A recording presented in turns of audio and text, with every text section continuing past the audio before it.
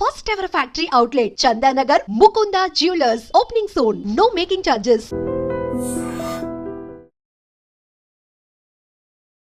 Hi hello నమస్తే welcome back to iDream media. ఈరోజు మనతో ఉన్నారు రియల్ ఎస్టేట్ ఎక్స్పర్ట్ అయిన సంజయ్ నాయక్ గారు. ముఖ్యంగా మీరు ఇల్లు కొనాలనుకున్నా, హైదరాబాద్లో ల్యాండ్ కొనాలనుకున్నా, లేకపోతే ల్యాండ్ అనేది మీరు హైదరాబాద్ అయి ఉండొచ్చు, తెలుగు రాష్ట్రాలు ఎక్కడ కొనాలనుకున్నా కానీ కొన్ని జాగ్రత్తలు తీసుకోవాలి. అలాగే జీపీ లేఅవుట్స్ మీద, అలాగే కొన్ని లేఅవుట్స్ మీద గవర్నమెంట్ ఇచ్చిన లేటెస్ట్ రూల్స్ అండ్ రెగ్యులేషన్స్ గురించి మీరు తెలుసుకోవాలి. And at the same time ఒక్కొక్క సినిమాల్లో చెప్పేవాళ్ళు హైదరాబాద్లో ల్యాండ్ అంటే 5-6 పేరు మీద ఉంటుందని. అది ఇప్పటికీ అలాగే ఉందా? బ్రాండ్స్లో ల్యాండ్ కొంటే మనకు వచ్చే బెనిఫిట్స్ ఏంటి? ఓవరాల్గా ఒక బయ్యర్కి కావాల్సిన విషయాలన్నీ కూడా ఈరోజు ఎపిసోడ్ తెలుసుకుందాం. పూర్తిగా చూడండి episode. So let's go into the episode. నమస్కారం సంజయ్ నాయక్ గారు. నమస్కారం సార్. ఒక రియల్ ఎస్టేట్ ఎక్స్పర్ట్ అన్నప్పుడు మీరు ఒక మార్కెటింగ్ ఎగ్జిక్యూటివ్ దగ్గర నుంచి దాదాపు మీ ఓన్ ప్రాజెక్ట్ డీల్ చేసే రేంజ్ వరకు ఎదిగారు. కాబట్టి మీ ఎక్స్పర్టీస్ అనేది కంప్లీట్ రియల్ ఎస్టేట్లో ఏ చోట్ల ఉంది అంటే మీరు ఎందులో బాగా స్పెషలిస్ట్ అంటారు? నేను మేజర్గా మీరు అన్నట్టు స్టార్ట్ చేసినప్పుడు ఫస్ట్ ఓపెన్ ప్లాటింగ్స్లో స్టార్ట్ చేసిన. దెన్ అగైన్ అగ్రికల్చర్ ల్యాండ్స్ కూడా డీల్ చేసినాం. అపార్ట్మెంట్లో ఫ్లాట్స్ కూడా కొన్ని డీల్ చేసినాం, విల్లాస్ కొన్ని డీల్ చేసినాం, form lands, form houses.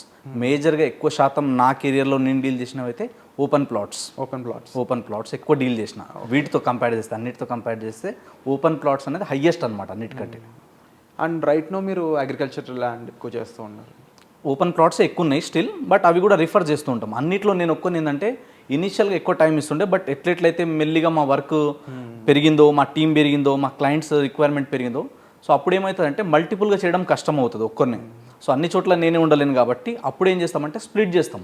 So మా టీమ్మేట్స్ ఉంటారు, మాకున్న నెట్వర్క్ ఉంటారు, సో మా పార్ట్నర్స్ ఉంటారు కొందరు. సో వాళ్ళు ఏంటంటే ఒక్కొక్క సెగ్మెంట్లో సెట్ అయి ఉంటారు. అప్పుడు నేను డైరెక్ట్గా సేల్ చేయలేనివి నేను రిఫర్ చేస్తాను వాళ్ళకి. అంటే ఇప్పుడు నాలాగా పర్టికులర్లీ దేంట్లో ఎక్స్పర్ట్స్ ఉంటారో వాళ్ళతో మేము కొలాబరేషన్ అయి ఉంటాం కాబట్టి వాళ్ళు డీల్ చేస్తారు. అట్లా కొన్ని సందర్భాల్లో మేము ఉంటాం, కొన్ని సందర్భాల్లో ఉండం. బట్ మేమున్నా లేకపోయినా వాళ్ళకి ఏదైతే మేము కమిట్మెంట్ ఇస్తామో, ఏదైతే చెప్తామో అవన్నీ కూడా దగ్గరుండి హెల్ప్ చేసే బాధ్యత మాది. ఓకే. సో ఇప్పుడు ఇన్వెస్ట్మెంట్ విషయానికి వస్తే మన ఆడియన్స్లో ఎవరైనా ఒక ల్యాండ్ బై చేద్దాం అని ఫిక్స్ అయితే ఎందులో ఇన్వెస్ట్మెంట్ బెటర్ అంటారు? ఇప్పుడు అగ్రికల్చర్ ల్యాండ్లో బెటరా, లేదంటే కమర్షియల్ ల్యాండ్, ఏది మంచి రిటర్న్స్ ఇస్తుంది అంటారు? రిటర్న్స్ అనేది దానికి సపరేట్ ఉంటుంది. ఒకవేళ మీరు అన్నట్టుగా ప్యూర్లీ ఇన్వెస్ట్మెంట్ అనుకున్నప్పుడు ఎక్కువ శాతం జనాలు ఎక్కడ వెళ్తారంటే అగ్రికల్చర్ ల్యాండ్కి వెళ్తారు. తర్వాత కమర్షియల్ ల్యాండ్ వచ్చేది ఎక్కువ మంది. సో అగ్రికల్చర్, కమర్షియల్ అయినా సరే, కమర్షియల్ అనేది దేన్ని బేస్ చేసుకొని గ్రోత్ అవుతుంది అంటే అగ్రికల్చర్ ల్యాండ్ని బేస్ చేసుకొని పెరుగుతుంది. ఇలా హైదరాబాద్లో కూడా మీరు చూసుకుంటే ఒకప్పుడు సిటీ అనేది చాలా చిన్నగా ఉండే. ఎక్కడ వరకు ఉండే సిటీ? ఓఆర్ఆర్ లోపల మాత్రమే సిటీ, అది ఐఆర్ఆర్ లోపల. ఐఆర్ఆర్ అంటే ఇన్నర్ రింగ్ రోడ్ దాటిన తర్వాత నెక్స్ట్ వచ్చేసి ఓఆర్ఆర్ అవుటర్ రింగ్ రోడ్. ఇప్పుడు అవుటర్ రింగ్ రోడ్ దాటి నెక్స్ట్ రీజనల్ రింగ్ రోడ్ వరకు. అంటే ఇంతకుముందు ఉన్న ల్యాండ్స్ అన్ని కూడా అగ్రికల్చర్ ల్యాండ్సే. ఎట్లయితే జనసాంద్రత పెరిగిందో హైదరాబాద్కి, సిటీ అనేది ఎక్స్పాండ్ అయితే పోతుంది. సో ఇది మెట్రోపాలిటన్ సిటీ కాబట్టి ఈ చుట్టుపక్కల ఏరియాలో జనాలు ఎక్కువ వస్తుండడం, ఈ ల్యాండ్కి డిమాండ్ పెరగడం వల్ల ఏమైందంటే ఇక్కడ నుంచి చాలామంది ఏం చేశారు, ఇక్కడ ఒక ఎకరం అమ్ముకొని ఇక్కడ నుంచి దూరం వెళ్ళి 10 ఎకరాలు కొన్నారు, 4 ఎకరాలు కొన్నారు, 5 ఎకరాలు కొన్నారు. సో అప్పుడు ఏమవుతుందంటే ఈ ల్యాండ్తో వచ్చిన డబ్బులతోని ఆ డబ్బులు వేస్ట్ అవ్వకుండా కొందరు ఇల్లు కట్టుకోవడం, కొందరు కార్లు కొనుక్కోవడం, కొందరు బిజినెస్ చేసుకోవడం, మిగిలిన డబ్బు తీసుకెళ్ళి ప్రాపర్టీలో ఇన్వెస్ట్మెంట్ చేయడం. సో ఎప్పుడైనా కానీ ఒక ఏరియా డెవలప్మెంట్ అవుతున్నప్పుడు మనం ఎఫర్ట్ చేయగలుగుతాము, మనం డెవలప్ చేసుకోగలుగుతామంటే చేసుకోవచ్చు.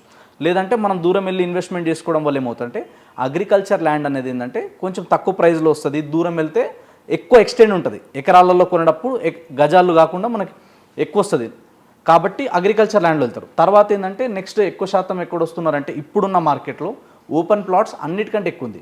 ఎందుకు ఓపెన్ ప్లాట్స్ ఎక్కువ ఉందంటే అగ్రికల్చర్ ల్యాండ్ మన సిటీలో హైదరాబాద్ నుంచి ఒక 100 కిలోమీటర్ రేడియస్లో మీరు తీసుకుంటే మేజర్గా లేఅవుట్స్ ఇలా 50, 60, 70, 100 కిలోమీటర్ వరకు కూడా వెళ్తున్నాయి. అంటే ఈ ఏరియాలో ఏమైందంటే ఎకరం కొనాలంటే 80 లక్షల నుంచి ఎబో ఉంది ఎకరం వాల్యూ. సో ప్రతి ఒక్కరు 80 లక్షలు ఎఫర్ట్ చేయగలుగుతారా? ఎఫర్ట్ చేయలేనన్నప్పుడు ఏమంటారంటే చిన్న చిన్న బిట్స్ లాగా ఉంటారు దాన్ని. అంటే ఒక 200 గజాలు, 300 గజాలు వాళ్ళ అఫోర్డబిలిటీని బేస్ చేసుకొని కొంటారు. ఇప్పుడు ఎకరం కూడా కొంటే కూడా ఏంటంటే ఓన్లీ ఎకరం కొనేదానికంటే 5 ఎకరాలు, 10 ఎకరాలు కొనుక్కోవడం బెటర్. ఒక ఎకరమే కొంటే దానికి మనం మళ్ళీ ఫెన్సింగ్ వేసుకోవాలి, ఒక సెక్యూరిటీ గార్డ్ పెట్టాలి, దాన్ని మెయింటైన్ చేసేవాళ్ళు, చూసేవాళ్ళు, కాపలా ఒకరు ఉండాలి, ఇవన్నీ ఉంటాయి. అదే ఓపెన్ ప్లాట్స్ వచ్చేసరికి ఏమవుతుంది, ఇప్పుడు అన్నీ చాలా మీరు అన్నట్టు చాలా బ్రాండ్స్ వచ్చినాయి, చాలా కంపెనీస్ వచ్చినాయి, అన్ని గవర్నమెంట్ అప్రూవ్డ్ లేఅవుట్స్ ఉంటాయి కాబట్టి కబ్జాలు, డబల్ రిజిస్ట్రేషన్లు ఇలాంటివి ఉండవు. ఒకవేళ మీరు అగ్రికల్చర్ ల్యాండ్లో వెళ్ళినా స్టిల్ ఈ రోజు కూడా ఎట్లుంటాయంటే మీరు అక్కడ జస్ట్ ల్యాండ్ ఉంది కానీ ఫెన్సింగ్ వేయకపోతే అక్కడ నుంచి ఇక్కడ నుంచి జరుగుతూ ఉంటారు. ఇంకోటి ఏమవుతుంది, మనం అక్కడ లేకపోతే కొన్ని సంవత్సరాలు అయిన తర్వాత వేరే వచ్చి కబ్జా చేయడము, లేకపోతే ల్యాండ్ వాల్యూ ఎక్కువనా కూడా మనకు వచ్చి కొంచెం దౌర్జన్యంగా చేయడాలు, అన్ని చోట్ల కాదు, ఇంకా స్టిల్ ఉంది, అది 1-2% ఇంకా ఉంది. సో ఇట్లాంటివి జరుగుతుంటాయి అనమాట. అందుకనే ఇన్వెస్ట్మెంట్లో ఏంటంటే అగ్రికల్చర్ ల్యాండ్ కావచ్చు, ఓపెన్ ప్లాట్స్ కావచ్చు, లేదా ఫామ్ ల్యాండ్స్ కావచ్చు, మీరు అన్నట్టు కమర్షియల్ కావచ్చు, దాని డిఫరెన్స్ ఉంటుంది. ఇదే బెస్ట్, ఇది పనికి రావని ఉండదు. అగ్రికల్చర్ ల్యాండ్లో నేను ఇప్పుడు ఒక 10 లక్షలు ఇన్వెస్ట్ చేశాను అనుకున్నట్లయితే అదే కమర్షియల్ ల్యాండ్ అంతే ఏరియా కమర్షియల్ ల్యాండ్ చూసుకున్నట్లయితే అదే ₹1,00,00,000 ఉండొచ్చు, లేదంటే 50 లక్షలు ఉండొచ్చు. ఇన్ ఫ్యూచర్ ఈ కమర్షియల్ ల్యాండ్ వాల్యూ పెరగదేమో కానీ అగ్రికల్చర్ ల్యాండ్ వాల్యూ పెరిగే ఛాన్స్ ఉంది. ఇదేనా మీరు చెప్తుంది ఓవరాల్గా? అగ్రికల్చర్ ల్యాండ్ వాల్యూ పెరుగుతుంది ఖచ్చితంగా, ఎందుకంటే ఎట్లయితే టైం పోతుందో కంపౌండింగ్ ఎఫెక్ట్ అంటారు దీన్ని. సో కంపౌండింగ్ ఎఫెక్ట్ అనేది టైం పెరిగే కొద్దీ దాని వాల్యూ పెరుగుతుంది. అంటే అక్కడ వచ్చే ఇన్ఫ్రాస్ట్రక్చర్ని బేస్ చేసుకొని, గవర్నమెంట్ తీసుకొచ్చే ప్రాజెక్ట్ని బేస్ చేసుకొని అగ్రికల్చర్ ల్యాండ్ పెరుగుతుంది. కమర్షియల్ అన్నప్పుడు కూడా ఏమవుతుంది అంటే, కమర్షియల్ అన్నప్పుడు ఆ ఏరియాలో ఎలాంటి జనాలు వస్తున్నారు, అక్కడ కమర్షియల్ యాక్టివిటీస్ ఎలా పెరుగుతుంది, ఫుడ్ ఫాల్స్ ఎలా వస్తున్నాయి, అక్కడ మనకి ఎక్స్పెండిచర్ అంటే ఖర్చు పెట్టే జనాలు ఎలాంటి వాళ్ళు వస్తున్నారు, దాన్ని బేస్ చేసుకొని కమర్షియల్కి ఉండే డిమాండ్ కమర్షియల్కి ఉంటుంది. కమర్షియల్ ఏంటంటే మీరు అన్నట్టుగా ఒక ఎకరం భూమికి వచ్చేంత ల్యాండ్ మనకు కమర్షియల్గా రాదు, తక్కువ వస్తుంది. ఇప్పుడు కమర్షియల్లో మీరు ఏదైనా ఒక పెద్ద షాపింగ్ కాంప్లెక్స్లో మీకు ఒక 200-300 స్క్వేర్ యార్డ్ సంబంధించిన ఇప్పుడు మనం ఒక 1000 SFT 2000 SFT కొనాలంటే అక్కడ ఎకరం పెట్టే రేట్కి ఇక్కడ 2-3,000 SFT మాత్రమే వస్తుంది. సో దాంట్లోనే మనం కట్టుకొని ఏదైనా రెంటల్కి ఇచ్చుకోవడమా, మనం ఏదైనా బిజినెస్ పెట్టుకోవడమా అట్లా యూజ్ చేస్తారు. సో కంపారిజన్ అన్నప్పుడు ప్యూర్లీ ఇన్వెస్ట్మెంట్ అన్నప్పుడు, లాంగ్ టర్మ్ ఇన్వెస్ట్మెంట్ అన్నప్పుడు అగ్రికల్చర్కి వెళ్తారు. కొందరు ఏమనుకుంటారు, నాకు రెగ్యులర్గా రెంట్స్ వస్తుండాలి, రెగ్యులర్ ఇన్కమ్ ఉండాలి, ఆల్రెడీ ల్యాండ్స్ ఉన్నాయి అన్నప్పుడు ప్యాసివ్ ఇన్కమ్ కోసం. ఆల్రెడీ ల్యాండ్స్ ఉన్నప్పుడు అంటే ఇప్పుడు ఫర్ ఎగ్జాంపుల్ నా దగ్గర ఒక 4-5 ఎకరాలు ఉన్నాయి ల్యాండ్లు, 4-5 ఎకరాలు ఉంది కదా, ఇంకో ఎకరం ఎందుకు కొనడంలే, అక్కడ ఎకరం ఉంది, దాని వాల్యూ దాన్ని పెరుగుతుంది కదా, ఇప్పుడు నేను ఏదో జాబ్ బిజినెస్ చేస్తున్నా, సో నాకు రెగ్యులర్ ఇన్కమ్ రొటేషన్ లాగా ఉండాలంటే ఇంకొక సైడ్ ఇన్కమ్ సోర్స్ ఉండాలి. ఆ సైడ్ ఇన్కమ్ సోర్స్ ఉన్నప్పుడు ఏం చేస్తాను నేను, నాకు కొంచెం ఫ్రీ అవుతుంది కదా, అప్పుడు నేనేం చేస్తా, ఒక కమర్షియల్ యాక్టివిటీస్లో కమర్షియల్లో పెట్టిన అనుకోండి, నాకు రెగ్యులర్ ఇన్కమ్ కనిపిస్తుంది. అగ్రికల్చర్లో రెగ్యులర్ ఇన్కమ్ కనిపించదు కదా, అమ్మినప్పుడు కొన్నప్పుడు కనిపిస్తుంది, లేదా దాని నుంచి వచ్చే మనకి ఏదైనా పంటలు వేసుకున్నప్పుడు, కౌలుకి ఇచ్చినప్పుడు, ఏదైనా డెవలప్మెంట్కి ఇచ్చినప్పుడు డబ్బులు ఉంటాయి. సో అగ్రికల్చర్ ల్యాండ్ ఏంటంటే మనకు ఒకటి ఉంది అని భరోసా ఉంటుంది. ఇట్లా కమర్షియల్లో వెళ్ళినప్పుడు ఏమవుతుందంటే మనీ రొటేషన్కి, మనకి డబ్బు నుంచి డబ్బు పుట్టించుకోవడానికి కమర్షియల్లోకి వెళ్తారు. నేను ఒక ఇన్వెస్ట్మెంట్ చేస్తున్నాను ల్యాండ్ మీద అనుకున్నప్పుడు, నాకు 10 సంవత్సరాల్లో ఒక మంచి రిటర్న్ కావాలి అనుకున్నట్లయితే మరి అప్పుడు అగ్రికల్చర్ ల్యాండ్ బెటరా, కమర్షియల్ ల్యాండ్ బెటరా? డిపెండ్స్ అది. అంటే మీరు ప్యూర్లీ ఇన్వెస్ట్మెంటే అనుకుంటున్నారు అన్నప్పుడు దీంట్లో 2 రకాలు ఉంటుంది. ఒకటి ఏంటంటే ఇందాక చెప్పినట్టు రెగ్యులర్ ఇన్కమ్ వస్తుండాలి నాకు అనుకుంటే, కమర్షియల్ ఏరియా మంచిగా ఉంది, అక్కడ ఎంత ఫ్లోటింగ్ వచ్చినా కూడా, ఎంత అంటే ఏదన్నా చేంజెస్ వచ్చినా కూడా ఆ ఏరియాకి డిమాండ్ ఉంటుంది, ఆ ఏరియాకి వచ్చే పాపులేషన్ అలాంటి పీపుల్ ఉంటారు అన్నప్పుడు దానికి ఉండే డిమాండ్ దానికి ఉంటుంది. మీరు కొనేటప్పుడు అదే లెక్కన సేమ్ రేపటి రోజు మీరు అమ్ముకోవాలన్నప్పుడు కూడా ఏంటంటే అది మంచి హాట్స్పాట్లో ఉన్నప్పుడు రిటర్న్ ఆన్ ఇన్వెస్ట్మెంట్ బాగుంటుంది. లేదు అనుకుంటే కొందరు ఏం చేస్తారు, ప్యూర్లీ ఇన్వెస్ట్మెంటే కదా, సిటీ లోపల నేను 2,000 SFT 4,000 SFT ఎందుకు, కొంచెం దూరం వెళ్ళి కొందాం, తక్కువ బడ్జెట్లో ఎక్కువ వస్తుంది కదా, మెల్లిగా లాంగ్ టర్మ్ అయినప్పుడు ఇదే ఇంకా పెరుగుతుంది కదా, అప్పుడు దాన్ని మల్టీపర్పస్గా యూజ్ చేయొచ్చు. అంటే నేను ఏదైనా వాడుకుంటానా, లేదా నాకు చేతనైతే లేదంటే సగం అమ్ముకుంటానా, మొత్తం అమ్మేస్తానా, లేదా ఇంకెవరైనా వచ్చినప్పుడు బిల్డర్ వచ్చినప్పుడు డెవలపర్కి ఇచ్చుకుంటామా, అది మల్టిపుల్ సోర్సెస్గా వాడుకోవడానికి పనికి వస్తుంది మనకి. సో ఒకవేళ purely investment, so long term అనుకుంటే మాత్రం గో ఫర్ అగ్రికల్చర్ ల్యాండ్స్. ఇప్పుడు హైదరాబాద్లో ల్యాండ్ కొనాలి అన్న వాళ్ళు ఎవరు కూడా ఇల్లు కొనాలని కానీ, లేకపోతే ఒక అపార్ట్మెంట్ ఫ్లాట్ కొనాలని కానీ ఫిక్స్ అవ్వటం లేదు. దానికి మెయిన్ రీజన్ ఏంటి అంటే పెరిగిపోయిన ధరలు. దాదాపు ఒకప్పుడు అంటే బిఫోర్ కోవిడ్ ఒక 55 లక్షల్లో దొరికే ఫ్లాట్ ఇప్పుడు 1,10 లక్షలు, 1,20 లక్షలు అయిపోయింది, ఏ ఏరియా చూసుకున్నా కూడా. ఇప్పుడు ఈ ల్యాండ్ వాల్యూ అనేది మాత్రం అంతగా పెరిగింది లేదు. దీన్ని ఏ విధంగా చూపించవచ్చు అంటారు? ఒకటి, లొకేషన్ అనేది అన్నిటికంటే ఇంపార్టెంట్ పాయింట్. ఫస్ట్ థింగ్ ఎక్కడైనా సరే ఇన్వెస్ట్మెంట్ చేసేటప్పుడు లొకేషన్ మ్యాటర్స్. ఇవాళ మీరు అన్నట్టు కోవిడ్ కంటే బిఫోర్ ఏంటంటే చాలా తక్కువ మందికి దీని గురించి అవేర్నెస్ ఉంది. హైదరాబాద్లో ఇంత స్పీడ్గా అగ్రెసివ్గా రేట్లు పెరుగుతాయి, కోవిడ్ వచ్చింది, లాక్డౌన్ అయిపోయింది, దీని తర్వాత అసలు రియల్ ఎస్టేట్ పడిపోతుంది అన్నారు చాలామంది. కానీ అది కోవిడ్ అయిపోయిన తర్వాత చాలా అగ్రెసివ్గా పెరిగింది. మళ్ళీ అగైన్ లాస్ట్ 1.5-2 years నుంచి మార్కెట్ చాలా స్టేబుల్ ఉంది, పెద్దగా పెరగలేవు ఏం చేంజెస్. సో ఏమవుతుందంటే ఒకటి, దీంట్లో చాలా వేరియేషన్స్ వస్తాయి. అందులో ఫస్ట్ ఇంపార్టెంట్ పాయింట్ ఏమొస్తుందంటే అక్కడ ఎకరం వాల్యూ ఎంత ఉంది, లేదా ల్యాండ్ కాస్ట్ ఎంత ఉంది అన్నది ఫస్ట్. సెకండ్ వచ్చేసి మెటీరియల్ కాస్ట్ ఎంత అవుతుంది, నేను కన్స్ట్రక్షన్కి వెళ్తే నాకు ఎంత అమౌంట్ ఖర్చు అవుతుంది అన్నది చూస్తారు. ఆ తర్వాత వచ్చేసి ఏంటంటే నా ప్రాఫిట్స్ ఏమొస్తాయి అన్నది చూసుకుంటారు. తర్వాత దీని బ్రాండింగ్కి, మార్కెటింగ్కి, స్టూడెంట్స్ XYZ ఖర్చులు ఉంటాయి. ఇంకా ఇవన్నీ పోయిన తర్వాత ఎండ్ నేను ఏం ప్రైస్ పెడితే కస్టమర్కి నేను ఇవ్వగలిగితే నేను ప్రాఫిట్లో ఉంటా, సేఫ్ సైడ్ ఉంటా. ఎవరైనా అదే చూసుకుంటారు ఫస్ట్, ఎనీ బిజినెస్ మ్యాన్. అది చూసుకున్న తర్వాత మాత్రమే బయట ఒక ప్రైస్ అనేది పెడతారు. సో అంతకన్నా తక్కువ అమ్మడానికి ఆప్షన్ లేదు. ఇప్పుడు మార్కెట్లో కూడా ఏంటంటే చుట్టుపక్కల కంపేర్ చేస్తారు వాళ్ళు, అక్కడ మనకి ఏం ప్రైస్కి వచ్చింది, ఆ ఏరియాకి డిమాండ్ ఉందా లేదా, ఇవన్నీ పారామీటర్ చెక్ చేసుకున్న తర్వాతనే మీరు అన్నట్టుగా ఒక ప్రైస్ పెట్టి అమ్ముతారు. లేదు అంత ఎఫర్ట్ చేయలేము మనం అనుకున్నప్పుడు ఏంటంటే కొందరు ఏదైనా నీడ్ ఉండి ఆల్రెడీ ఉన్న ఇల్లుని అమ్మేసే వాళ్ళు చాలామంది ఉంటారు, ఫ్లాట్స్ అమ్మేసే వాళ్ళు, రీసేల్ దొరుకుతుంది కొన్ని. సో అట్లా రీసేల్ ఫ్లాట్స్లో దాంట్లో మీకు కొంచెం ప్రైస్ తక్కువ ఉంటుంది. ఎందుకంటే నా అవసరానికి అమ్మేసుకుంటున్నా, లేదా ఇప్పుడు నేను ఏదో జాబ్ చేయడానికో బిజినెస్ చేయడానికో నా ఒక 8 years 10 years ఉందామని వచ్చిన హైదరాబాద్.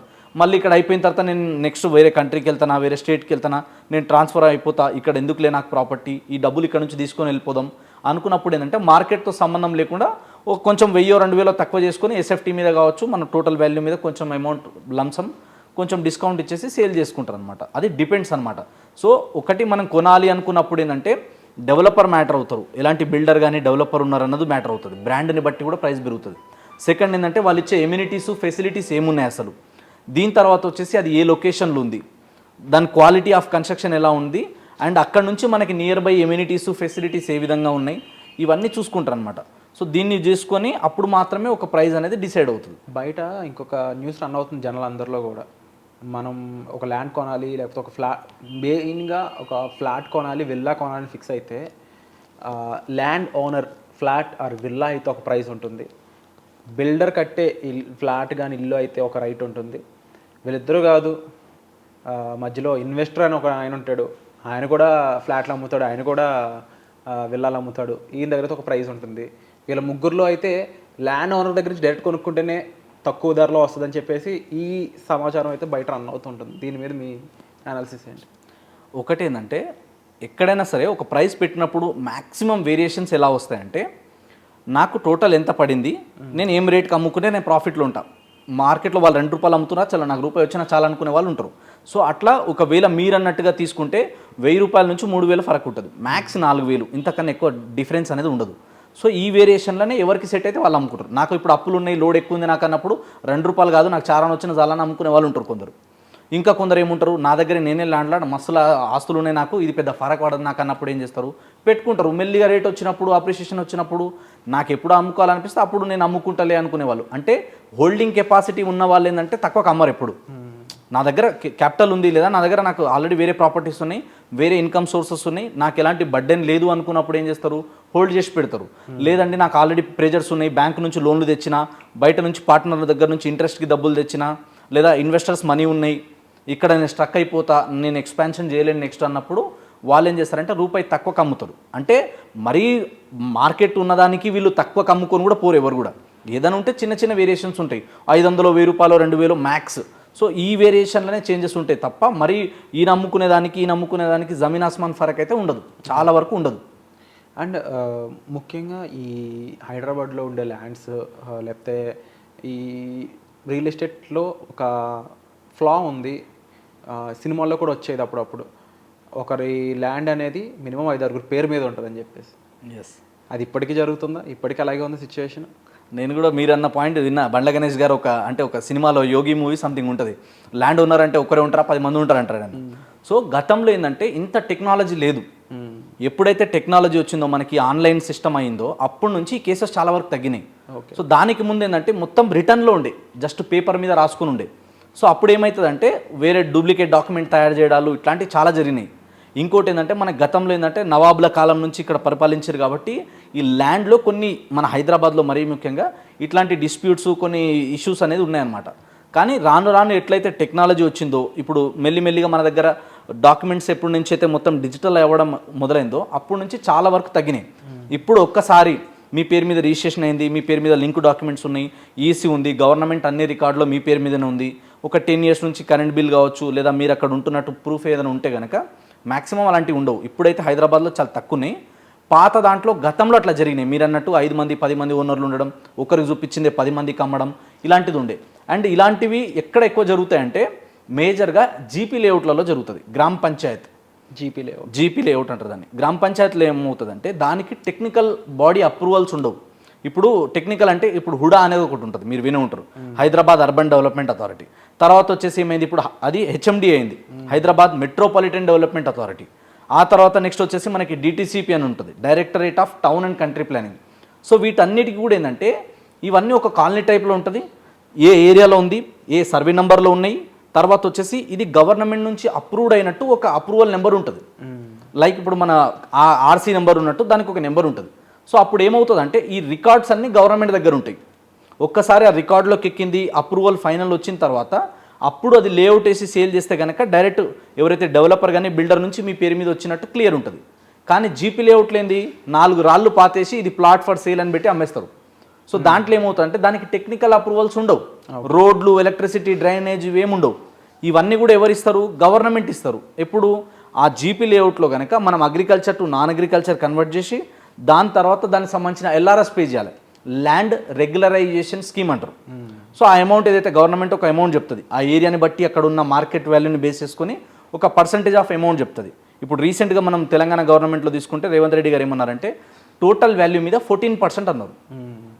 ఆ మార్కెట్ వాల్యూ ఫర్ ఎగ్జాంపుల్ ఇప్పుడు గజం వాల్యూ 1000 రూపాయలు ఉందనుకుందాం, 1000 రూపాయల మీద 14% మనం ఎల్ఆర్ఎస్ పేమెంట్ చేయాలి. దాంట్లో కూడా ఏంటంటే ఒక 1 మంత్ టైం పెట్టారు ఆల్రెడీ, ఫస్ట్ అది అయిపోయిన తర్వాత ఇప్పుడు నెక్స్ట్ మంత్ కూడా ఎక్స్టెండ్ చేస్తారు. ఈ మంత్ ఎండింగ్ లోపు మొత్తం అమౌంట్ పే చేసుకుంటే మీరు టోటల్ అమౌంట్ మీద 25% డిస్కౌంట్ వస్తుంది మళ్ళీ. ఓకే. సో అది పే చేసుకుంటే ఏమవుతుంది అంటే రెగ్యులరైజ్ అయిపోతుంది. మీరు ఇన్ని సంవత్సరాల నుంచి ఇక్కడ ఉంటున్నారు లేదా ఈ ఏరియాలో మీరు ఇల్లు కట్టుకొని ఉండాలన్నప్పుడు ఆ లేఅవుట్ రెగ్యులరేషన్ స్కీమ్లో మీరు డబ్బులు కట్టుకుంటే ఏమవుతుందంటే గవర్నమెంట్ మీకు ఎమ్యూనిటీస్ ఇస్తుంది. లైక్ ఇప్పుడు అక్కడ మీకు రోడ్ కావాలి, కంపల్సరీ రోడ్ వేస్తుంది, ఎలక్ట్రిసిటీ లైన్ కావాలి, ఎలక్ట్రిసిటీ ఇస్తుంది, వాటర్ కనెక్షన్ ఇస్తుంది, అట్లా మీకు ఒక ఇంటి నెంబర్ ఇస్తుంది. సో అట్లా ఇవన్నీ ఫెసిలిటీస్ మీకు ప్రొవైడ్ చేయాలంటే ఖచ్చితంగా గవర్నమెంట్కి మీరు ట్యాక్స్ పే చేయాలి. ఆ ట్యాక్స్ పే చేసేది ఫస్ట్ ఏముంది, ఎల్ఆర్ఎస్. తర్వాత మనం ఒకవేళ ఎల్ఆర్ఎస్ కట్టకపోతే ఏమవుతుందంటే బీఆర్ఎస్ అనేది ఉంటుంది, బిల్డింగ్ రెగ్యులరైజేషన్ స్కీమ్ అంటారు దాన్ని. ఓకే. సో అప్పుడు ఏమవుతుంది, నేను ఈ ఏరియాలో అప్పుడు ల్యాండ్ కొన్నా, నా దగ్గర ఈ డాక్యుమెంట్స్ ఉన్నాయి, నేను ఇప్పుడు పర్మిషన్ కోసం వచ్చినా, నాకు ఇల్లు కట్టుకోవాలి అంటే ఆ ఏరియాని బట్టి అక్కడ ఉన్న గజాలను బట్టి 1 G+1 G+2 G+3 వాళ్ళు డిసైడ్ చేస్తారు. ఇక్కడ ఇంతవరకు కట్టుకోవచ్చు, ఇంతవరకు కట్టుకోవడానికి ఎలాంటి ఇబ్బంది లేదు అన్నప్పుడు వాళ్ళు మనకి ఎన్ఓసి క్లియర్ చేస్తారు. అప్పుడు ఆ అమౌంట్ పే చేసుకున్న తర్వాత మనకు క్లియర్ అయిపోతుంది, అప్పుడు మనం కట్టుకోవచ్చు, ప్రాబ్లం ఏమి ఉండదు. కానీ ఇవి లేకుండా పాత జీపీ లేఅవుట్లు అక్కడ ఏదో ఎన్ని సంవత్సరాల నుంచి పడుంది అన్నప్పుడు కొందరు ఏం చేస్తారంటే దాన్ని రాతోరాత క్లీన్ చేసేసి డూప్లికేట్ కాగితాలు సృష్టించి అట్లాంటి గతంలో జరిగినాయి. ఇప్పుడైతే చాలా తక్కువ అట్లాంటివి లేవు. అంటే సంజయ్ నాయక్ గారు, ఇప్పుడు ఇన్ని రూల్స్ అండ్ రెగ్యులేషన్స్ ఉన్నాయి కదా, ఒక ఇల్లు కట్టుకోవాలనుకున్నా, ఒక ల్యాండ్ కొనాలన్నా కూడా రీసెంట్గా కొంతమంది అలాగే ఇల్లు కట్టుకున్నారు, ల్యాండ్ కొనుక్కున్నారు అన్న జరిగినాయి. కానీ హైడ్రా అనేది వచ్చి ఇప్పుడు ఇదేమి చెల్లవు అని చెప్పేసి ఆ ఇల్లు అన్నీ కొట్టేసింది. మరి ఇలాగే ఇన్ ఫ్యూచర్ జరిగే ఛాన్సెస్ ఉన్నాయి? అసలు ఎలాంటి ల్యాండ్లు గవర్నమెంట్ అప్రూవల్ ఇచ్చింది? ఇప్పుడు వీళ్ళు కట్టుకున్నది కూడా ఒకప్పుడు గవర్నమెంట్ అప్రూవల్ ఇచ్చిన ల్యాండ్సే కదా, మరి దీనికి ఎవరు బాధ్యులు? ఇది గవర్నమెంట్ చెప్పాల్సింది. ఎందుకంటే మీరు అన్నట్టు చాలా ఇంపార్టెంట్ పాయింట్ ఇది. అప్రూవల్స్ ఇచ్చినాకనే మీరు అన్నట్టుగా నాలాంటి రియల్ ఎస్టేట్లో చాలామంది ఉంటారు, పెద్ద పెద్ద వాళ్ళు ఉంటారు, ఇంకా లీగల్ ఒపీనియన్ తీసుకున్నాకనే ఆ ఏరియా బాగుంటుంది, అక్కడ డాక్యుమెంట్స్ అన్నీ క్లియర్ ఉన్నాయి అనుకున్నప్పుడే ఒక పర్మిషన్ ఇచ్చిన తర్వాతనే ఒకరు వచ్చి ఇల్లు కట్టుకున్నారు, లేదా ఇల్లు కట్టుకుని ఉన్న ఇల్లుని కొనుక్కున్నారు. కానీ హైడ్రా అనేది ఏంటంటే రాతోరాత్ వచ్చి ఏం ఇంటిమేషన్ ఇవ్వకుండా వస్తున్నాము, కూలగొడుతున్నామని ధన కూల్చేసరికి ఇది మార్కెట్లో చాలా నెగిటివ్ పోయింది. ఇది అంటే ఒక గవర్నమెంట్ మీద రాకూడనంత ఒకటే నెగిటివ్, ఒకటే దెబ్బకు వచ్చేసింది. ఎందుకంటే హైడ్రా అనేది. ఇంకోటి ఏంది, కొట్టిందల్లా మిడిల్ క్లాస్ వాళ్ళే, పెద్దవాళ్ళని చూసుకుంటే వేళ్ళ మీద లెక్క పెట్టవచ్చు మనం. అట్లాంటిది అయినా అని చెప్పి ఇది కొంచెం నెగిటివ్ పోయింది. అంటే ఇప్పుడు ఆ సినారియోలో మరి ఇప్పుడు నష్టపోయాల్సింది ఎవరు? నిజానికి నష్టపోయింది ఏంటంటే జనాలే, అంటే ఎవరైతే కామన్ మ్యాన్ ఉన్నారో వాళ్ళే నష్టపోయారు. కానీ దీనికి ఏంటంటే యాక్చువల్ ప్రొసీజరు అది ఎవరు అమ్మిరు, దానికి అప్రూవల్స్ ఎవరిచ్చిరు, మరి దానికి లోన్లు తీసుకున్నారు, లోన్లు ఇచ్చిన బ్యాంకులు ఉన్నాయి. సో ఈ అంత ప్రొసీజర్ అంతా చూసుకొని చేయాల్సింది ఏంటంటే అక్కడ ఏంటంటే ఆ నాలాలు ఏవైతే ఉన్నాయో ఈ హైడ్రా అనేది వచ్చింది ఏంటంటే ఇంతకుముందు కూడా ఉండే హైడ్రా కంటే పేరు వేరేది ఉండే. ఏదైతే మనకి అనాథరైజ్డ్ లేఅవుట్స్ కానీ ఏవైతే చెరువుల దగ్గర కుంటల దగ్గర 2 జోన్స్ ఉంటాయి, ఒకటి బఫర్ జోన్, ఇంకోటి ఎఫ్టీఎల్. ఎఫ్టీఎల్ ఏంటంటే ఒక చెరువు లిమిట్ వరకు ఉంటుంది, ఇంతవరకు నిండొచ్చు ఇది అన్నప్పుడు ఇదంతా కూడా ఏమవుతుంది, ఎఫ్టీఎల్ ఫుల్ ట్యాంక్ లెవెల్ అంటారు దాన్ని. ఆ లెవెల్ దాటిన తర్వాత కూడా ఏంటంటే ఇమీడియట్గా కట్టుకోవద్దు మళ్ళీ, ఎందుకంటే మళ్ళీ రేపటి రోజున వరదలు వచ్చినా నీళ్ళు ఎక్కువ వచ్చినా మళ్ళీ చుట్టుపక్కల కొంచెం ఏరియా డ్యామేజ్ అవ్వచ్చు అని చెప్పేసి అక్కడ నుంచి అగైన్ 30 మీటర్స్ నుంచి ఎబో ఉంటుంది, 9 మీటర్ మినిమం. సో అక్కడ నుంచి 30 మీటర్స్ 300 మీటర్ డిఫరెంట్ ఉంటుంది. సో అట్లా ఆ ఏరియా వరకు కట్టుకోవద్దు, అది దాటిన తర్వాతనే కట్టుకోవాలని రూల్స్ అనమాట. కానీ గతంలో ఏంటంటే చాలామంది తెలియక ఆ చెరువులు పాతబడ్డాయి, మూసుకుపోయినాయి, వర్షాలకు లేవు, కరువు కటాకాలు వచ్చినాయి, అక్కడ ఏం లేదు కదా ఇప్పుడు అని చెప్పి కట్టుకున్నారు. కానీ ఇవన్నీ క్లియర్గా చూడకుండానే గవర్నమెంట్ ఒక డెసిషన్ తీసుకోవడం, అది జనాల్లోకి వెళ్ళిపోవడం, జనాల చాలామంది మిడిల్ క్లాస్ వాళ్ళకి ఎఫెక్ట్ అవ్వడం అనేది జరిగింది. సో ఇప్పుడు కొత్తగా రూల్స్ వచ్చినాయి మళ్ళీ దాని గురించి. అంటే గతంలో లేవు, వచ్చి కూలగొట్టిరు. ఫస్ట్ కూలగొట్టిన తర్వాత ఇప్పుడు రూల్స్ చెప్తున్నారు. మినిమం ఇప్పుడు 200 మీటర్ల దూరం ఉండాలని చెప్పారు కొత్తగా. ఇంకొకటి ఏంటంటే ఎక్కడైనా సరే ఒక అవేర్నెస్ కూడా పెరిగింది దీనివల్ల. ఒకటి ఏంటంటే మీరు చెరువుల దగ్గర, కుంటల దగ్గర, నాలాల దగ్గర ఎప్పుడైనా సరే కానీ కొంచెం డిస్టెన్స్లోనే కొనాలి, దగ్గర కొనొద్దు. అది ఈ రోజు కాకపోయినా రేపైనా ప్రాబ్లమే. ఇంకొక ప్రాబ్లం ఏంటంటే ఎక్కడైతే హై టెన్షన్ వైర్స్ ఉంటాయో, పెద్ద పెద్ద లైన్స్ ఉంటాయి కదా, వాటికి దగ్గర కూడా కొనొద్దు. దానికి దగ్గర కూడా బఫర్ జోన్స్ ఉంటాయి. అంటే ఆ ఏరియా నుంచి మినిమం 33 ఫీట్లు 60 ఫీట్ల రోడ్స్ ఉంటాయి మినిమం. ఆ డిస్టెన్స్ వదిలిన తర్వాతనే కట్టుకోవాలి. ఇదొక రూల్స్ ఉంటాయి. దీని తర్వాత వచ్చేసి ఏంటంటే గ్రౌండ్కి అంత స్ట్రెంత్ లేనప్పుడు కూడా అలాంటి ఏరియాలలో కొనొద్దు. అట్లా డిఫరెంట్ ప్యాటర్న్స్ ఉంటాయి దీంట్లో కూడా. ఇన్వెస్ట్మెంట్ చేసే ముందు, ప్రాపర్టీ కొనే ముందు. మీరు ఒక పాయింట్ చెప్పారు, గ్రౌండ్కి అంత స్ట్రెంత్ అనేది. యూజువల్లీ ఒక బిల్డింగ్ కట్టే వరకు కూడా కొనుక్కునేవాడికి ఏం తెలియదు. కట్టేసాక వాడు కొందామని వచ్చినప్పుడు కూడా వాడు ఏం చెక్ చేయడం నాకు తెలిసి గ్రౌండ్ సంబంధించిన విషయాలు అయితే. మీరు చెప్పిన మిగిలిన ప్రీవియస్వి ఇంత దూరంలో ఉందా, దీని దగ్గరలో లేదా అనేవి మనం చెక్ చేసుకోవచ్చు, మనకు తెలిసిన వాళ్ళ ద్వారా చెక్ చేయించవచ్చు. బట్ గ్రౌండ్ స్ట్రెంత్ అనేది నాకు తెలిసి ఏ బయ్యర్ కూడా, అంటే ఒక ఇల్లు కొనుక్కునే సామాన్య మధ్యతరగతి ప్రజలు లేకపోతే అబవ్ మిడిల్ క్లాస్ వాళ్ళు చెక్ చేయకపోవచ్చు. ఇన్ ఫ్యూచర్ అలాగే అదే కారణం చేత ఒక హైడ్రా వచ్చి ఇల్లు కొట్టేసింది అనుకుందాం, మరి అప్పుడు ఆ బయ్యర్ ఆ ఇల్లు కొనుక్కునేవాడు ఎవరిని అడగాలి? ఇప్పుడు గవర్నమెంట్ ఒక క్లియర్ తెచ్చింది. గవర్నమెంట్ హైకోర్టు నుంచి కూడా మనకు కొన్ని రూల్స్ అండ్ రెగ్యులేషన్ ఏమొచ్చిందంటే ఏదైనా సరే ఒకటి చేసే ముందు క్లియర్గా ముందు ఇంటిమేషన్ ఇవ్వాలి. ఇంటిమేషన్ ఇవ్వకుండా చేసేస్తే ఏంటంటే అల్టిమేట్గా మనం గతం నుంచి కూడా చూస్తున్నాం, వీక్ ఎవరైతే ఉంటారో వాళ్ళకి దెబ్బ పడుతుంది. సో ఎప్పుడైనా మనం ఏం చేయాలంటే మీరు అన్నట్టుగా అక్కడ మనం ఒక ప్రాపర్టీ ఎక్కడైనా కొనేటప్పుడు ఒక విషయం మీరు గుర్తుపెట్టుకోవాలి. ప్రతి ఒక్క ఎవరైతే వ్యూవర్స్ ఉన్నారో వాళ్ళకు కూడా చెప్తున్నా, మీరు కొనే వాళ్ళు ఉన్నప్పుడు, మీరు కొంచెం డబ్బులు కట్టినప్పుడు మీరు ఏ డాక్యుమెంట్ అడిగినా ఇస్తారు. డెవలపర్ కావచ్చు, బిల్డర్ కావచ్చు. ఇస్తలేరంటే దొంగలు సింపుల్గా. ఎందుకంటే ఇది ఒక మెయిన్ పాయింట్ అందరూ అడ్రస్ చేయాల్సింది. ఎందుకంటే మీరు ఎనీ బిల్డర్ తీసుకోండి, నాకు కొన్ని 100 మంది తెలుసు పెద్ద బిల్డర్స్. ఇప్పుడు నా దగ్గర క్లియర్ ప్రాపర్టీ ఉన్నప్పుడు నా డాక్యుమెంట్ మీకు చూపించడానికి నాకేం ప్రాబ్లం ఏం లేదు కదా. క్లియర్గా ఉంటుంది. ఏదైనా మీకు ప్రాబ్లం వస్తే ఏదైనా దానికి సొల్యూషన్ ఏందన్నది కూడా చెప్తారు.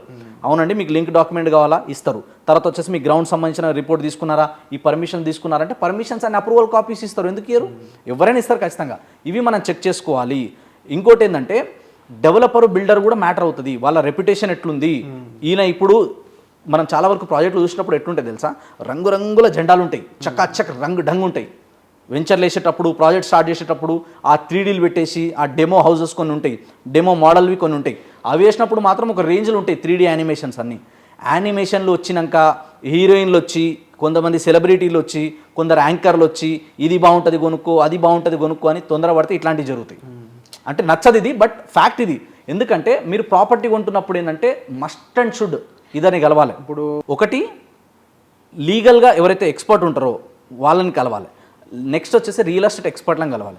ఎందుకంటే మీరు ఒక ప్రాపర్టీ కొంటున్నారు అంటే మీరు ఎన్నో సంవత్సరాలు దాచుకున్నా, మీరు రూపాయి కష్టపడి మీరు మీ ఇష్టాలన్నీ చంపుకొని మీరు చాలా విషయాల్లో కాంప్రమైజ్ అయిపోయి మీ ఫ్యూచర్ కోసం మీరు ఒక్కొక్క రూపాయి దాచిపెట్టుకుని ఒక ప్రాపర్టీ కొనాలనుకుంటున్నారు. అలాంటి ప్రాపర్టీ కొనాలనుకున్నప్పుడు ఏంటంటే మీరు డైరెక్ట్ వెళ్ళి కొనేదానికన్నా ఒక ఎక్స్పర్ట్ సలహాలు తీసుకుంటే ఏమవుతుందంటే గ్రౌండ్ రియాలిటీ తెలుస్తుంది. ఆ ఏరియాకి ఆ దమ్ముందా లేదా, ఆ బిల్డర్ మంచోడా కాదా, వాళ్ళ దగ్గర కొంటే సేఫ్టీ ఉంటుందా లేదా, వాళ్ళ దగ్గర కొంటే మనకి అప్రిషియేషన్ ఏమైనా రావడానికి స్కోప్ ఉందా లేదా, రేపు రీసేల్కి ఎలా ఉంటుంది, వాళ్ళు ఇచ్చే ఎమ్యూనిటీస్ ఏమున్నాయి, బెనిఫిట్స్ ఏమున్నాయి, వీళ్ళు గతంలో వేసిన ప్రాజెక్ట్స్ ఏమున్నాయి, అక్కడ లీగల్గా ఏమైనా ఇష్యూస్ ఉన్నాయా, ఇవన్నీ తెలుస్తాయి. ఇప్పుడు ఎవరైనా సరే అమ్ముకునేటప్పుడు అన్నీ నాయి మంచిగా ఉన్నాయి అంటారు, కానీ దాని ప్రాబ్లమ్స్ అన్నీ బయట చెప్పుకోరు కదా ఎవరైనా సరే. సో ఆ ప్రాబ్లమ్స్ అన్నీ ఎవరికి తెలిసి ఉంటాయంటే ఆ గ్రౌండ్లో ఆ ఏరియాలో వర్క్ చేసే వాళ్ళకి ఐడియా ఉంటుంది. కాబట్టి దాంట్లో పనిచేసే వాళ్ళు, దాంట్లో ఎక్స్పీరియన్స్ ఉన్న వాళ్ళకి వాళ్ళ నుంచి సజెషన్ తీసుకోవాలి. వాళ్ళు అదే వర్క్లో ఉంటారు, లీగల్గా అన్నీ చెక్ చేసుకుంటారు, ఆ ఏరియాకి ఆ పొటెన్షియల్ ఉందా లేదా తెలుసుకుంటారు, అక్కడ గ్రౌండ్ రియాలిటీ ఏముంది, రేపు ఏ విధంగా ఈ ఏరియా మారబోతుంది, ఇక్కడ గ్రోత్ అవ్వడానికి ఎలాంటి స్కోప్ ఉన్నాయి, ఇవన్నీ డీటెయిల్గా వాళ్ళ దగ్గర ఉంటాయన్నమాట. అందుకనే మనం ఎప్పుడు కూడా ఏంటంటే ఓన్లీ అడ్వర్టైజ్మెంట్లను చూసి, ఓన్లీ హోర్డింగ్లను చూసి తొందరపడిపోయి ఆ ఫోమో మోడ్లోకి వెళ్ళిపోయి కొనిపోవద్దు మనం. ఫియర్ ఆఫ్ మిస్సింగ్ అవుట్ అంటారు కదా, అట్లా కాకుండా ఏదన్నా సరే ఒక ప్రాపర్టీ కొనేటప్పుడు లీగల్గా ఎంక్వైరీ చేయడంలో తప్పు లేదు. మీరు ఎన్నో రూపాయలు మీరు ఖర్చు పెట్టి మీ జేబు నుంచి డబ్బు పెడుతున్నప్పుడు అడగకుండా కొనొద్దు. నేను కూడా కస్టమర్లకు ఏంటంటే నాకు ఎవరైతే ఎక్కువ క్వశ్చన్లు అడుగుతారో, ఎవరైతే ఎక్కువ డౌట్లు అడుగుతారో ఐ లైక్ దెమ్. అమ్మయ్య డౌట్లు ఎక్కువ అడుగుతున్నాడంటే కొనే వ్యక్తి ఆయన. డౌట్లు అడగట్లేదు అంటే కొన్నిసార్లు డౌట్ వస్తుంది. ఎక్కువ డౌట్లు ఎవరు అడుగుతారు, ఎందుకంటే నేను డబ్బులు పెడుతున్నా, నా డబ్బులు సేఫా కాదా, డబ్బు అంటే ఒక ధైర్యం. అలాంటిది నేను ఎన్నో సంవత్సరాలు కష్టపడి నేను లోన్లు తెచ్చుకొని మీ దగ్గర డబ్బు పెడుతున్నా అంటే ఇది సేఫ్టీ ఉంటుంది, సెక్యూరిటీ ఉంటుంది అన్న నమ్మకం నేను ఇవ్వకపోతే అది రాంగ్. అది కాబట్టి ఆ నమ్మకం వచ్చిన తర్వాతనే ఎవరైనా సరే వెళ్ళి ఇన్వెస్ట్మెంట్ చేయాలి. ఇది నా పర్సనల్ ఎక్స్పీరియన్స్. సో మీరు ఇన్ని చెప్పాక కూడా ఇంకా కొన్ని నేను వింటూ ఉన్నాను అనమాట రియల్ ఎస్టేట్ మోసాలు అనే దాంట్లో. ఎస్. ఏంటి అంటే రూపాయికి మీరు ల్యాండ్ ఇస్తారు ఎవరికైనా? రూపాయికి ల్యాండ్ ఇయ్యరు. మీరు ఇవ్వరు. ఇయ్యరు. కొన్ని బ్రాండ్స్ రూపాయికి ల్యాండ్ అని చెప్పేసి ప్రమోషన్స్ చేస్తున్నాయి.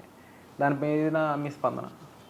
అంటే అది ఏ బ్రాండ్ నాకు తెలియదు, బట్ ఎట్లాంటి జిమ్మిక్స్ ఉంటాయి అన్నది కొన్ని చెప్తా. ప్రోటోకాల్ ప్రకారం అన్ని చెప్పలేను నేను కూడా, కొన్ని చెప్తా. ఫస్ట్ ఇంపార్టెంట్ పాయింట్ ఏంటంటే ఇందాక చెప్పినట్టు కొందరు హీరోయిన్లు వస్తారు, ఇంకా కొందరు ఏంటంటే కొందరు మీకు ఒకటి రాసిస్తారు. లైక్ జనరల్గా మీరు పెట్రోల్ బంక్స్లో చూడొచ్చు, కొన్ని ఏరియాలో ఏముంటుంది అంటే గిఫ్ట్ కూపన్ ఇస్తారు. ఓకే. అది రాసిస్తారు, మీకు లక్కీ డ్రా వచ్చిందండి ఆఫీస్కి రమ్మంటారు. వచ్చిన తర్వాత వాళ్ళు సో అండ్ సో 3D కానీ లేదా వాళ్ళు ఒక పీపీటీ చేసి గిఫ్ట్ ప్రెజెంటేషన్ ఇస్తారు. ఒక 100 రూపాయలు 200 రూపాయలు గిఫ్ట్ ఇస్తారు. ఆ గిఫ్ట్ ఇచ్చిన తర్వాత వాళ్ళు జెన్యూన్గా చెప్తారు, తప్పేం లేదు. అట్లా ఎవరి స్ట్రాటజీ వాళ్ళది సార్, ఇదే స్ట్రాటజీలు వెళ్ళాలని రూల్ ఏం లేదు, ఎట్లనైనా చేసుకోవచ్చు. సో వాళ్ళు అక్కడ దాకా ఓకే. కానీ ఆడికి వచ్చిన తర్వాత కొందరు ఏం చెప్తారు, మా దగ్గర ప్రాజెక్ట్స్ ఉన్నాయండి, ఇంత తక్కువ ప్రైస్లో ఉన్నాయి అది ఇది అని చెప్పి వాళ్ళు ఒక ఆఫర్ పెడతారు. లేదా రూపాయికే ప్రాపర్టీ అని చెప్పి ఎక్కువ మందిని క్రౌడ్ పుల్లింగ్ చేసిన తర్వాత దాంట్లో నుంచి మీకు స్పెషల్ ఆఫర్ ఉందండి, మీరు జస్ట్ ఇంత కట్టండి మీకు ఇంత ప్లాట్ ఇస్తున్నామని చెప్పి 100,000, 1,000,000, లక్షల్లో ఒకరికి ఇస్తారు. అదొక్కటి చూపించి అడ్వర్టైజ్మెంట్ మిగతా వాళ్ళందరికీ సేల్ చేస్తారు. అంటే ఫర్ ఎగ్జాంపుల్ ఇప్పుడు 100-200 ప్లాట్లు సేల్ అయినప్పుడు ఒక ప్లాట్ ఫ్రీకి ఇస్తే నాకేం ఫరక్ పడదు. అట్లా డిపెండ్ అనమాట. అది రూపాయి కావచ్చు, 10 రూపాయలు కావచ్చు. కొందరు అయితేనేమో ప్లాట్ కొంటే మీకు గోల్డ్ వస్తుంది అంటారు, కొందరు సిల్వర్ వస్తుంది అంటారు, కొందరు వచ్చేసి బ్యాంకాక్ ట్రిప్ అంటారు, కొందరు దుబాయ్ ట్రిప్ అంటారు. ఇట్లాంటి చాలా ఉంటాయి. నమ్మొచ్చా అవి? సో ఒకటి ఏంటంటే మనం కొనేటప్పుడు మీరు ఏం కొంటున్నారు, ప్రాపర్టీ కొంటున్నారు, అడ్వర్టైజ్మెంట్లు అది కరెక్ట్గా చాలు ముందు అది ఫస్ట్ చూడాలి. నేను ప్రతి కస్టమర్కి నేను ఇంకోటి ఏంటంటే నేను ఎప్పుడు కస్టమర్ సైడే మాట్లాడతా, ఒక బ్రదర్ లాగా గట్టిగా మాట్లాడతాను నేను. ఎందుకంటే నేను ఆ స్టేజ్ నుంచి వచ్చిన నేను చిన్న అంటే 200 రూపాయల కోసం ఫంక్షన్ హాల్లో వెయిటర్గా వర్క్ చేసి వచ్చిన వ్యక్తిని నేను. కాబట్టి ఆ రూపాయి వాల్యూ నాకు తెలుసు. కాబట్టి నేను ఒక బ్రదర్ లాగా సజెస్ట్ చేస్తా. వినాలి అని రూల్ లేదు, మీ ఇష్టం అది. కానీ నేను ఎక్స్పీరియన్స్ చేసినవి, నేను చూసినవి, ఆ బాధలు, ఆ సాధక బాధలు ఎట్లుంటాయో, ఎట్లాంటి ఆ ఇబ్బందులు ఉంటాయో నేను నాకు బాగా తెలుసు. కాబట్టి నేను ఆ బాధల నుంచి వచ్చిన కాబట్టి చాలామంది అలాంటి మోసపోయిన వాళ్ళు ఉన్నారు. కాబట్టి నేను ఒక డెసిషన్ తీసుకున్నా, నా వల్ల ఎంత అవుతుంది, నేను ఏం చేయగలుగుతా, నేను ఏమైనా ఎడ్యుకేట్ చేయగలుగుతున్నా, నా మాట ఇద్దరికి రీచ్ అవుతుందా, ఒకరికి మంచి జరుగుతుందంటే చెప్తాం. ఫాలో అవ్వండి అని ఎవరికి చెప్పము. మీకు మంచిగా అనిపిస్తే ఫాలో అవ్వండి, లేకపోతే లేదు. ఎందుకంటే మీరు రూపాయి కష్టం తీసుకుపోయి అడ్వర్టైజ్మెంట్లను చూసి, హోర్డింగ్లో చూసి అట్లా పోతే ఏంటంటే మోసాలు ఎక్కువ ఉంటాయి. ఇంకోటి ఏమవుతుందంటే ఒకసారి నాకు ఒకటి ఎక్స్పీరియన్స్ అయింది. ఒకటి వాళ్ళ దగ్గర ఉన్నదే 10 ఎకరాలు 20 ఎకరాల వెంచరు ఒక ఏరియాలో. కానీ వాళ్ళు మార్కెటింగ్లో హోర్డింగ్లో వేసారు, బాగా అడ్వర్టైజ్మెంట్ చేసారు, క్రౌడ్ పుల్లింగ్ బాగా అయింది. సైట్కి తీసేళ్ళి ఇది 10 ఎకరాలండి, నెక్స్ట్ ఇది 20 ఎకరాలు 30 ఎకరాలు ఎక్స్టెన్షన్, ఇది వచ్చేసి phase 1, phase 2, phase 3 వస్తుందండి. మీరు అడ్వాన్స్ బుకింగ్లు చేసుకుంటే మీకు దీంట్లో తక్కువలు వస్తాయండి. మీరు నెల ఈఎంఐ కట్టుకోండి, 4 ఏళ్ళ తర్వాత ఇది మనదే, దీంట్లో వస్తాయని. వాళ్ళు అక్కడ ఏం లేదు, మొత్తం క్లీనింగ్ ఉంది, గడ్డిలాగా ఉంది, అడవిలాగానే ఉంది. కానీ వీళ్ళు ఏంటంటే టెంటేటివ్ లేఅవుట్ ఒకటి, అంటే ఈ ఏరియాలో ఇలా వస్తుందని చెప్పి ఒక మ్యాప్ రెడీ చేసిరు ఆల్రెడీ. ఓకే.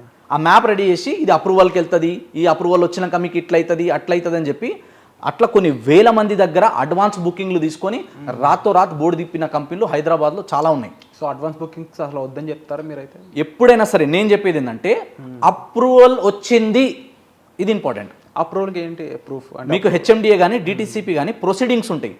అప్రూవల్ వచ్చిన తర్వాత మీకు ఒక ఎల్పీ నెంబర్ అనేది ఉంటుంది, లేఅవుట్ ఆన్లైన్లో చెక్ చేసుకోవచ్చు. ప్లస్ వాళ్ళు కూడా మీకు ప్రొవైడ్ చేస్తారు, మాకు పంపించండి చూపించండి అంటే. కొందరు ఓపెన్గా బ్రోచర్, కొందరు అయ్యారు. గవర్నమెంట్ వెబ్సైట్స్ అనేవి ఉన్నాయి దానికి. హెచ్ఎండిఏ వెబ్సైట్ ఉంది, డిటిసిపి వెబ్సైట్ ఉంది, దాంట్లో చెక్ చేసుకోవచ్చు. రెరా వెబ్సైట్ కూడా ఉంది, దాంట్లో కూడా రెరా ఇప్పుడు కొత్త లేఅవుట్స్లో, పాత దాంట్లో రెరా లేదు, బట్ ఈ 2016-17 నుంచి స్టార్ట్ అయినప్పటి నుంచి రెరా కూడా ఉంది. సో రెరా సర్టిఫికేట్ వచ్చిన తర్వాత మీకు ఏంటంటే లీగల్గా అక్కడ మీకు క్లారిటీ వచ్చేస్తుంది. అప్పుడు వచ్చిన తర్వాత ఏంటంటే అప్రూవ్డ్ లేఅవుట్లో కొంటే సేఫ్ ఉంటుంది. అప్రూవ్డ్ లేని దగ్గర ఎల్పీ నెంబర్ వచ్చింది ఇది వస్తుంది అంటే దీంట్లో కొన్నిసార్లు కొన్ని రేర్ కేసెస్లో మనం దీన్ని ఓకే చేయొచ్చు, కానీ అన్నిసార్లు పనికిరాదు, 99% పనికిరాదు. ఫర్ ఎగ్జాంపుల్ కొందరు రెప్యూటెడ్ బిల్డర్స్ ఉంటారు మార్కెట్లో, వీళ్ళు పాత వాళ్ళు 20 ఏళ్ళ నుంచి ఉన్నారు, 10 ఏళ్ళ నుంచి ఉన్నారు, వాళ్ళ కన్స్ట్రక్షన్లో దమ్ ఉంది, వాళ్ళ ఆఫీస్ ఉంది, ఇంతమంది వాళ్ళ దగ్గర కొన్నారు, వాళ్ళ రెప్యుటేషన్ ఉంది అన్నప్పుడు కొందరు ఏం చేస్తారంటే వాళ్ళ దగ్గర కొంచెం ఫండ్స్ తక్కువైనా లేదా వాళ్ళు మార్కెట్లో తొందరగా సేల్ చేసుకోవడానికి కూడా ఏం చేస్తారంటే ఎల్పీకి పెట్టినామండి మాకు ఒక 1 మంత్లో వస్తుంది, అందుకే ఆఫర్ ప్రైస్ కింద మీకు ఈ ప్రైస్కి అమ్ముతున్నాము. కొందరు ఎట్లుంటారు, మొత్తం పైసలు కట్టించుకోరు, కొంచెం కట్టండి, ఎల్పీ నెంబర్ వచ్చిన తర్వాత రిజిస్ట్రేషన్కి వెళ్ళేటప్పుడు మిగతా అమౌంట్ కట్టండి, రిజిస్ట్రేషన్ చేసుకోండి అంటారు. అట్లా వెళ్ళొచ్చు, కానీ ప్రతిసారి అది పనికిరాదు. ఎప్పుడు వెళ్ళినా కూడా మీరు ఖచ్చితంగా ఎల్పీ నెంబర్ వచ్చిందా లేదా, అప్రూవల్ వచ్చిందా లేదా అన్నది చూసుకోండి. అప్రూవల్ వచ్చిన తర్వాత వెళ్తే ఏమవుతుంది, మీకు వాళ్ళు చెప్పిన కమిట్మెంట్లన్నీ చేయడానికి ఉంటుంది. ఎల్పీ రాకపోతే ఏమంటారు తెలుసా, ముందే మీరు ప్రీ లాంచ్లో ఉన్నారు, సార్ మేము ఇట్లా అనుకున్నాం సార్ అట్లా అనుకున్నాము, ఆడ అట్లా అయిపోయింది ఇది ఇట్లా అయిపోయింది అంటారు. పార్క్ ఈడ రావాల్సింది ఆడొస్తుంది, 1 నెంబర్ ఈడికెన్ రావాల్సింది ఆడికెన్ వస్తుంది, రోడ్ 40 ఫీట్లు ఉన్నది కాస్త 60 అవుతుంది, 60 కాస్త 40 చాలంటారు. ఇట్లాంటివన్నీ ప్రాబ్లమ్స్ వస్తాయి. మీకు ఒక ప్లాట్ ఇస్తా అని చెప్పి ఫస్ట్ మొత్తం ఎల్పీ వచ్చిన తర్వాత ఇంకో ప్లాట్ ఇస్తా అంటారు, ఈ ప్లాట్ లేదండి ఇక్కడ పోతుందండి, ఇక్కడ ఇది రావట్లేదు మనకు ముందుకు వస్తుంది అంటారు. ఇట్లాంటి చాలా ప్రాబ్లమ్స్ వస్తాయి. ఇవన్నీ అవాయిడ్ చేయాలంటే అప్రూవల్ ఉన్న దగ్గర కొనండి, వస్తుంది కాదు వచ్చి ఉంటే కొనండి. ఓకే, ఇది మాత్రం ఫస్ట్ గుర్తుపెట్టుకోండి. అండ్ ఆ తర్వాత ఏంటంటే వాళ్ళు చెప్పిన ఎమ్యూనిటీస్ ఫెసిలిటీస్ వాళ్ళు ప్రొవైడ్ చేస్తున్నారా లేదా, గతంలో ఏమైనా చేసిరా లేదా, ఇప్పుడు ఏమైనా చేస్తురా లేదా, ఇది చూడండి. ఎందుకంటే చాలామంది మేము కూడా చూస్తున్నాము, వెంచర్లు ఎప్పుడో 4 సంవత్సరాల కింద ఎల్పీ నెంబర్ వచ్చి ఉంటుంది దానికి, కానీ ఆ మట్టి రోడ్లు కటింగ్ తప్ప ఒక్క రాయి ఉండదు ఆడ, క్లియర్గా నెంబరింగ్ ఉండదు, ఒక దానికి సంబంధించిన ఒక ఎంట్రెన్స్ ఆర్చ్ ఉండదు, ఏముండదు. కాబట్టి అప్రూవల్ వచ్చి ఉండాలి, డెవలప్మెంట్ ప్రోగ్రెస్ అవుతూ ఉండాలి, ఎట్లా ప్రోగ్రెస్ అవుతుందో రిపోర్ట్స్ మీకు వస్తుండాలి. అంటే వీడియో రూపంలో కావచ్చు, ఫొటోస్ కావచ్చు, అప్డేట్స్ అన్నీ మీకు వస్తుండాలి. ఇలా పెద్ద పెద్ద కంపెనీలు అన్నీ అట్లనే చేస్తున్నాయి, ఖచ్చితంగా పంపిస్తారు వాళ్ళు. పంపేయట్లేదంటే మనం జాగ్రత్త ఉండాలి. కాబట్టి ఎల్పీ నెంబర్ వచ్చింది, రిజిస్ట్రేషన్ అయిపోవాలి, డాక్యుమెంట్ మన చేతిలో ఉండాలి. డాక్యుమెంట్కి కూడా మళ్ళీ ఇంకొక విషయం చెప్తున్నా ఇక్కడ, మ్యాక్సిమం వరెస్ట్ కేసు చెప్తున్నాం, మళ్ళీ రిజిస్ట్రేషన్ డాక్యుమెంట్ ఎంత టైం పడవచ్చు అంటే 3 months కన్నా ఎక్కువ టైం పడవద్దు. ఓకే, రిజిస్ట్రేషన్ డాక్యుమెంట్ అనేది ఎంత టైం పడుతుంది డాక్యుమెంట్ రావడానికంటే, మ్యాక్సిమం మనం ఇప్పుడు పోతే సాయంత్రం కల్లా రిజిస్ట్రేషన్ చేసుకొని రావచ్చు. యాక్చువల్లీ కొన్నిసార్లు కంపెనీ నుంచి అక్కడ ల్యాండ్ లార్డ్ ఉండాలి, ఇక్కడ మార్కెటింగ్ వాళ్ళు ఉండాలి, ఏజీపీ హోల్డర్స్ ఇట్లా చాలా ఉంటాయి వెనకాల. సో వీళ్ళందరూ ఉండాలి, plus government sub register office open ఉండాలి, అక్కడ సర్వర్ వస్తూ ఉండాలి, అక్కడ సబ్ రిజిస్టర్ ఉండాలి, ఇవన్నీ ఉంటాయి. సో అక్కడ అన్ని అవైలబుల్ ఉండి వర్క్ అయితే 1 dayలోనే అయిపోతుంది. ఇన్ కేస్ ఏదైనా ప్రాబ్లం వల్ల, ఏదైనా హాలిడేస్ వల్ల కొంచెం డిలే అయినా, మీరు అన్నట్టు ఇప్పుడు ఎల్పీ నెంబర్ రావడానికి కొంచెం డిలే అయినా, మ్యాక్సిమం 3 months. నేను పర్సనల్గా నేను ఎక్స్పీరియన్స్ చేసింది మీకు చెప్తున్నా, 3 నెలల లోపు మొత్తం పేమెంట్ మీరు కట్టేసుకోవాలి, రిజిస్ట్రేషన్ చేసుకొని డాక్యుమెంట్ మీ ఇంట్లో ఉండాలి, అప్పుడు మాత్రమే సేఫ్ ఉన్నట్టు. కొన్నిసార్లు ఏమవుతుంది, కొంచెం పెద్ద పెద్ద బిల్డర్లు అయినా సరే, డెవలపర్లు అయినా సరే, వాళ్ళు ఏంటంటే డాక్యుమెంట్ ఇచ్చేస్తారు, లింక్ డాక్యుమెంట్కి టైం పడుతుంది. అది ఓకే, అంటే లింక్ డాక్యుమెంట్స్ అంటే సార్ ఇది పెద్ద లేఅవుట్ కదా, మొత్తం స్పైరల్ బెండింగ్ చేస్తాం, లేదంటే ఒక బుక్ లాగా రెడీ చేసి ఇస్తాం, అది రావడానికి టైం పడుతుంది. కానీ ఒరిజినల్ డాక్యుమెంట్ మాత్రం మనకి 3 months కన్నా ఎక్కువ టైం తీసుకోవద్దు. మ్యాక్సిమం అది తొందరగా అయితే 1 week, 10 days, 1 month, ఏ కంపెనీ అయినా సరే 1 monthలో ఇస్తుంది. ఇన్ కేస్ ఏమైనా వాళ్ళ దగ్గర ఛాలెంజెస్ ఉన్నా, ఇంకేదైనా ఇష్యూస్ ఉన్నా కూడా 3 months. 3 months లోపు మొత్తం పేమెంట్ అయిపోవాలి, రిజిస్ట్రేషన్ అయ్యి డాక్యుమెంట్ మనం ఉండాలి. ఆ తర్వాత మనం ఈసీలో చెక్ చేసుకోవాలి. ఈసీలో మన పేరు వచ్చిందంటే మ్యాక్సిమం మనం సేఫ్ సైడ్ ఉంటాం. అంటే హైదరాబాద్లో ల్యాండ్ అన్నప్పుడు నిజంగా ఇవన్నీ తెలుసుకోవాల్సిన అవసరం ఉంది. ఎందుకంటే కోకాపేటలో 100 కోట్లు పలుకుతున్న ల్యాండ్ అంటే దాని దగ్గరలో ఉన్న ల్యాండ్ ఇంకొంచెం బాగానే పలుకుతుంది. సో భూమిని కొనట్లేదు, బంగారాన్ని కొంటున్నట్టే ఫీల్ అవ్వాలి. ఇప్పుడు బంగారం కూడా 10 గ్రాములు 1,00,000 అయిపోయింది కాబట్టి ఎక్కడ రేట్లు అనేవి ఎక్కడ తక్కువ లేవు. సో మీరు చెప్పిన డీటెయిల్స్ అన్నీ మాకు మన ఆడియన్స్కి చాలా యూస్ఫుల్ అండి. ఫస్ట్ థింగ్, ఇన్ని విషయాలు ఉంటాయని కూడా చాలామంది తెలియదేమో బహుశా. డబ్బులు పెట్టి ల్యాండ్ కొనుక్కోవడం అంటే మన కష్టార్జితాన్ని పెట్టి ఒక ధైర్యం కొనుక్కున్నట్టే. ఎస్, బట్ చాలామంది ఈ ప్రొసీజర్లోనే మోసాలు చూస్తూ ఉన్నారనమాట. అండ్ తప్పకుండా ఆన్లైన్ అవ్వడం చాలా బెనిఫిట్స్ అనేవి ప్రొవైడ్ చేస్తూ ఉంది. అండ్ దాంతోపాటు మీరు చెప్పిన ప్రొసీజర్ ప్రతిదానికి ఒక క్లియర్ వ్యూ అనేది క్లియర్గా కనిపిస్తూ ఉందన్నమాట. ఆ ల్యాండ్ కొట్టేస్తారు, ల్యాండ్ తీసేస్తారు, వీటన్నిటికంటే ముందు ఆ ల్యాండ్ని ఎవాల్యూట్ చేయడానికి కొన్ని ప్రొసీజర్స్ ఉన్నాయి. దాన్ని అప్లై చేసి ఆ ప్రొసీజర్లో అటువంటి డిపార్ట్మెంట్స్కి రీచ్ అవుట్ అయితే మీరు మోస్ట్ ఆఫ్ ది ప్లేసెస్లో జరిగే నష్టాన్ని పూర్తిగా నివారించవచ్చు అనమాట. దీనిపై మీకు ఇంకా డౌట్స్ ఉన్నాయనుకున్నట్లయితే డిస్ప్లేలో మన సంజయ్ నాయక్ గారి నెంబర్ అయితే ప్రొవైడ్ చేస్తున్నాము. మీరు డైరెక్ట్గా కాల్ చేసి కూడా సార్తో మీ డౌట్స్ అనేవి క్లారిఫై చేసుకోవచ్చు. And thank you so much Sanjay గారు. త్వరలోనే ఈ ల్యాండ్కి సంబంధించి మరిన్ని కొత్త అప్డేట్స్తో కొత్త విషయాలతో ఇంటర్వ్యూస్ చేద్దాము మీతో. Thank you so much. Thank you so much.